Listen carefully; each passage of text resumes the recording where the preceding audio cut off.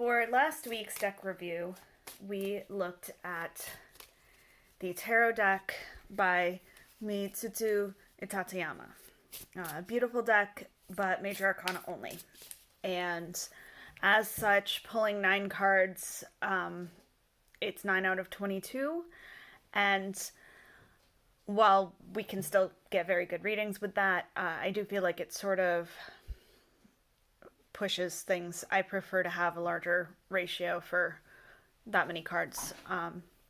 So for the pick a pile, we'll be doing 1 card for each pile from that deck, and then 2 cards from the Lost River playing card deck by Ki11erpancake. I will be reviewing the Lost River deck coming up, but I'd like to get through more of the tarot decks before we go to the playing card decks.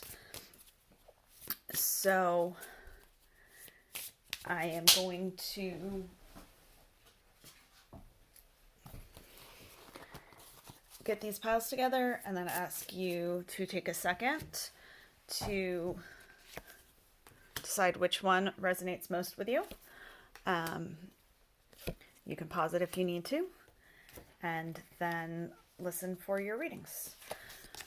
I will put the times of each reading in the description so that you are able to jump right ahead to them if you would like. Let me know what you think of this. This is one of the ways to use multiple decks in a reading. Let me know what you think. All right. Okay, starting with pile number 1.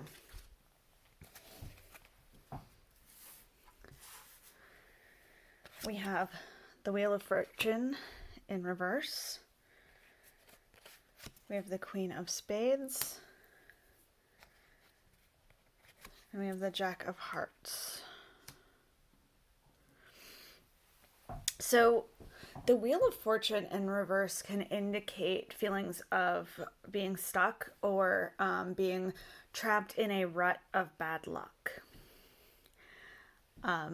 The interesting thing with that is that this Lost River deck looks at the different suits as different forms of mental health issues and mental illnesses.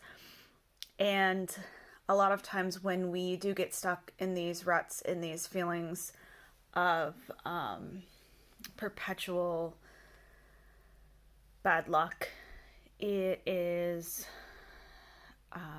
often due to self-fulfilling prophecies. We may be so convinced that everything is going to go wrong that we look for all the ways that it can and subconsciously feed into them. This is not to say that everything is like that.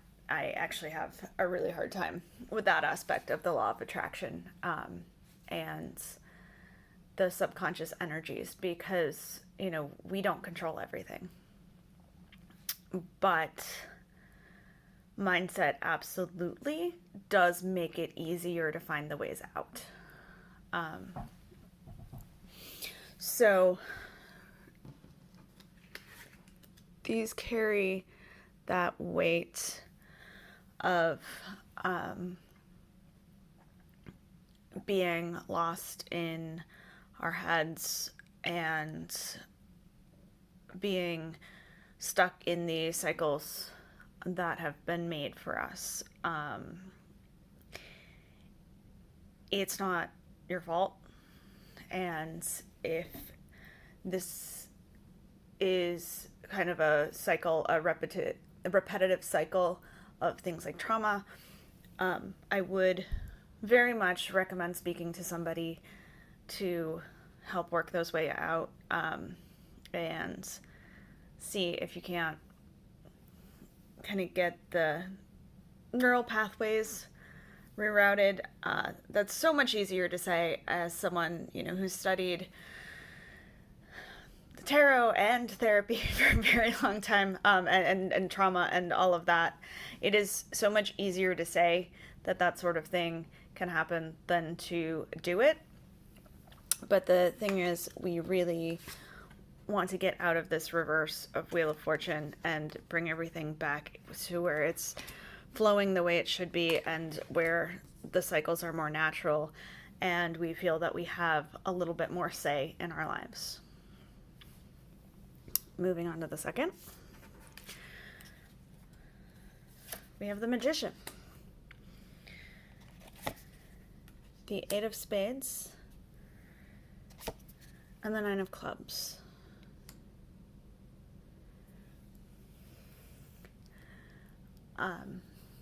So the Magician actually has a lot of control. The Magician decides what they want to see in their life and puts it together. But he can also be a little manipulative. So one of the things that we watch for when we see this is how many of the great ideas that are going on with you are your own great ideas, and how many of them are people convincing you that that's what's going on. This Eight of Spades can be one of those situations where we don't feel like we can see our way out, and sometimes the magicians in our life can take advantage of that and start manipulating what's going on around you to make you see things the way they aren't. In some ways, the magician can be responsible for the blindfold and the mental block. But it is important to take heart and move forward, and to know that you are the person who makes decisions for yourself. You are responsible for your free will. And I don't know, it just feels like a warning to be careful when you are talking to the people in your life, and keep in mind whether or not they have your best interest at heart.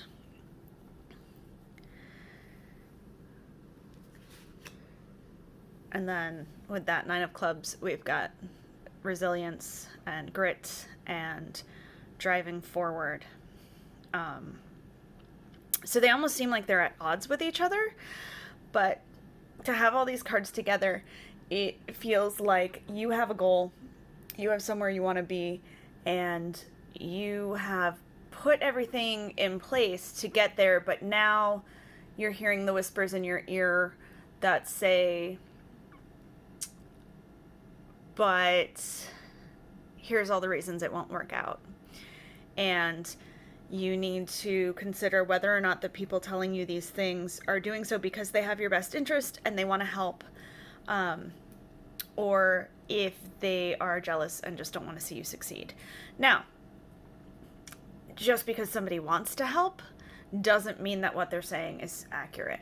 It may be accurate for them, it may be accurate for a lot of people, but only you will be able to determine whether those risks are worth it for you.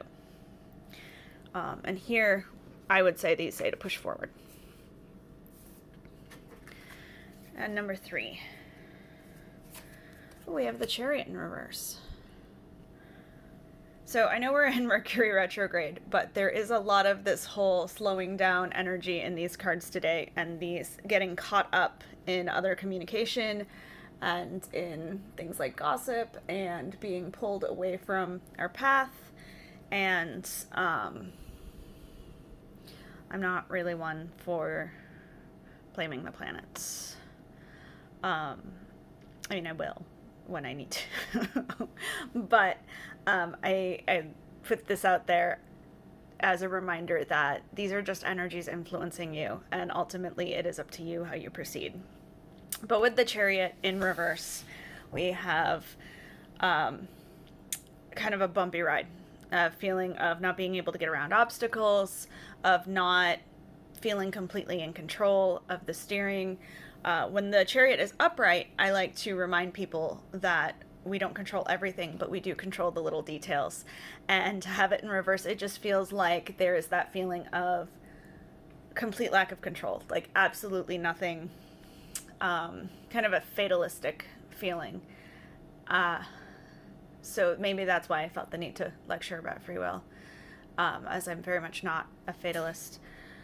So it feels like a call for patience, both with yourself and with your surroundings. Thought we have the 3 of clubs and the 5 of clubs. Spiritual growth and commitment, specifically commitment to oneself. So that feeling of not being able to have control over things, of not being able to make all the little decisions, with the addition of those 2 cards, feels like it is more of a lack of control of ourselves, more of a perfectionism kind of feel.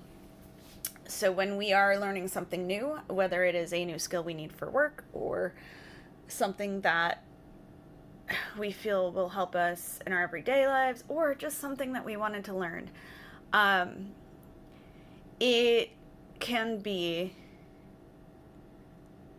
really hard to be a beginner, especially if you're really good at lots of things, or if you take to something naturally, or if you thought you took to something naturally and then you've hit kind of a plateau. But you're not going to get everything on the first try, and you shouldn't get everything on the first try. The things that are the hardest to learn can be the most rewarding, and if it really, really means something to you, and you are really passionate about it, you need to let go of that feeling of control and allow yourself to make mistakes and allow yourself to be a beginner, and not expect yourself to be an expert in a year. So, obviously, because I believe in free will, you can do whatever you want with this, but I am urging you to be patient with yourself, to not feel the need to control the process, and to just continue to put in the effort every day, and you will get where you need to be. Thank you.